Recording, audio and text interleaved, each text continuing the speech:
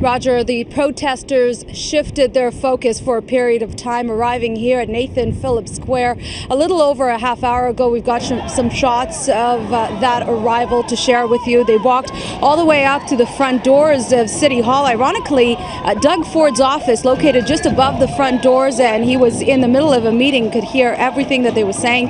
There are barricades set up in front of the doors, and about a dozen police officers along with security guarding the door, so protesters could not get through.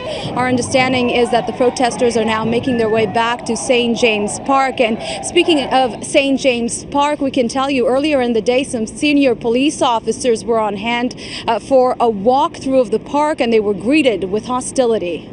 Hey, that's assault. Don't obstruct me, sir. Will you let us leave peacefully, or will you just come in with force? I've let you leave peacefully for the last 3 days. Taking a walk through St. James Park this morning, about a dozen police officers. Is that what you're here to do now? Park's free for everybody. I'm just here to examine and inspect the degree and level by which these occupiers are currently complying with Supreme Court Justice Brown's decision. So far, I've seen a number of tents that have been clearly removed, and I see some in various stages of being disassembled, so that's promising. Some protesters here, as you can see, packing up, and as police assess the situation here at St. James Park, you can sense a real change in the air, even tension among some of the protesters here noticeably rising. Hey! Don't touch me! We caught this scuffle on camera earlier in the day. You know, people don't understand. They've been upset. They've been evicted. This has been their community, their home for a month. They have a lot to say, and they want to keep the movement alive. And absolutely, people are upset. But you can sense the winds of change.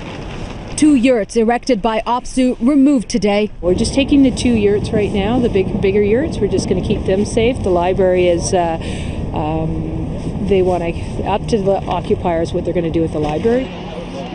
Inside this boarded up, crammed makeshift library sit 4 men, chained and determined not to leave. How long are you planning to stay in there, Brandon? As long as it takes to protect the library. I think at a time when the city is closing libraries against the will of the public, it's important to stand up and protect this library.